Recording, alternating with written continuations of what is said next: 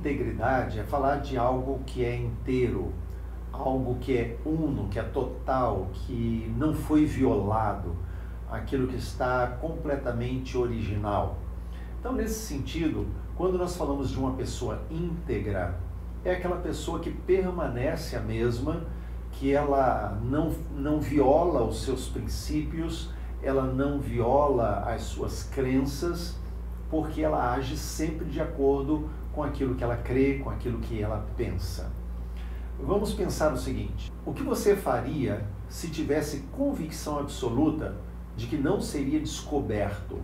Por exemplo, fazendo algo na área sexual, ou com dinheiro, ou com mentira, sonegação, suborno.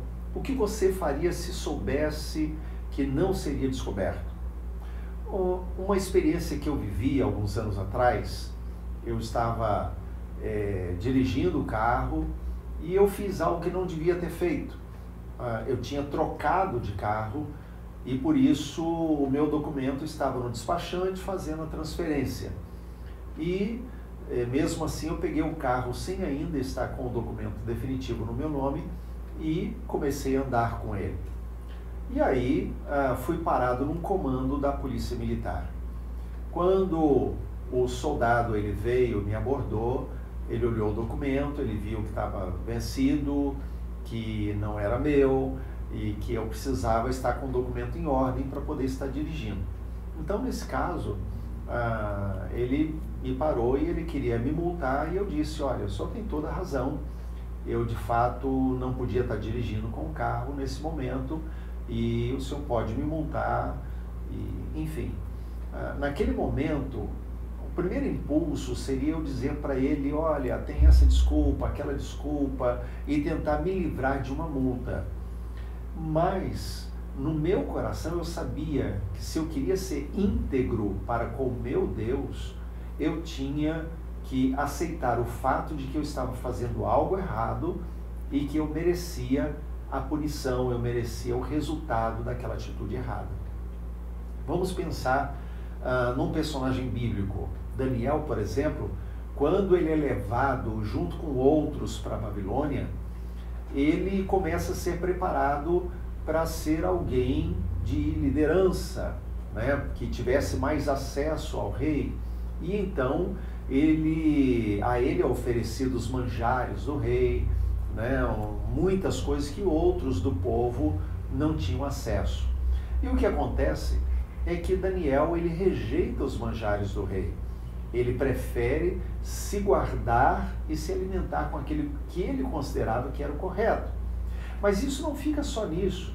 Isso acontece também nos momentos em que ele está sozinho e ninguém está vendo. Por exemplo, havia um mandado do rei de que ninguém poderia adorar nenhum deus. Toda adoração deveria ser apenas ao rei. No entanto, Daniel entrava no seu quarto e, com a janela aberta, ele orava ao Senhor 3 vezes ao dia. Quando nós olhamos essa atitude de Daniel, nós entendemos que Daniel podia ficar escondido, não orar, afinal de contas era proibido, então ele tinha desculpa para não orar. Mas ele coloca em risco a própria vida, tanto é que quando descobrem, porque ele não faz escondido, ele está no seu quarto, mas a janela está aberta. E quando descobrem, ele é lançado na cova dos leões. Então, vamos pensar o seguinte: ser íntegro é se manter estável, não violado nos seus princípios para com Deus. Ser íntegro é possuir princípios inegociáveis. É, acima de tudo, manter princípios que agradam a Deus.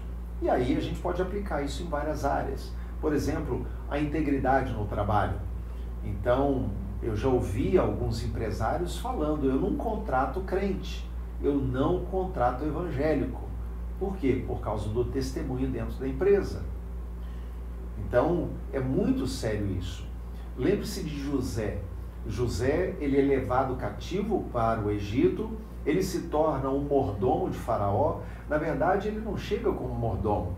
Quando ele chega lá, ele é apenas um escravo.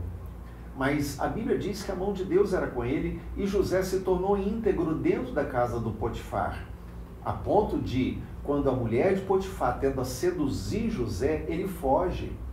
Eles estavam sozinhos na casa, ninguém ia ver, ninguém ia saber, mas ele tinha uma integridade para com Deus. Por isso ele preferiu não pecar e não ofender ao Senhor. Então, no caso de José, a gente vê que ele era um serviçal ali, ele era um escravo, mas ele era alguém com responsabilidade na casa e como um trabalhador, ele se manteve íntegro no seu trabalho. Então, é importante a gente levar em consideração isso. A integridade na fala, por exemplo. A Bíblia nos fala que nós temos que ter cuidado com aquilo que nós falamos. Inclusive porque nós vamos prestar contas de toda palavra frívola que nós pronunciarmos. Qualquer palavra ruim que nós pronunciamos, nós vamos prestar contas disso diante de Deus. Nós precisamos pensar na integridade da consciência, ter uma consciência limpa. É uma capacidade de avaliar moralmente os nossos atos, os nossos pensamentos, os nossos planos e as nossas opiniões. É aquela voz interior, que é o Espírito Santo de Deus falando conosco, que nos leva a fazer o que é correto. Então, quando muitas vezes você está querendo fazer algo, mas a voz do Espírito de Deus no seu espírito fala que você não deve falar. E por causa disso, como Ele está falando com você, você recua na sua atitude, você deixa de fazer aquilo, porque você quer se manter íntegro para com o seu Deus. Então, nunca se esqueça disso. Integridade é marca do cristão. Nós não fazemos aquilo que nós gostamos. Nós não fazemos aquilo que para nós é conveniente. Os que agem assim são os do mundo. Aqueles que são de Deus mantêm o seu comportamento íntegro, não violado, mantêm o seu comportamento a partir de princípios inegociáveis diante de Deus. Por isso, integridade é marca do cristão. E quando nós entendemos isso, tudo que fazemos, tudo que nós pensamos, tudo que falamos, toda a nossa vida começa a ser norteada apenas com aquilo que agrada a Deus. Porque no coração do cristão, o seu maior desejo é agradar a Deus fazendo o que Deus ama e deixando de lado aquilo que Deus odeia.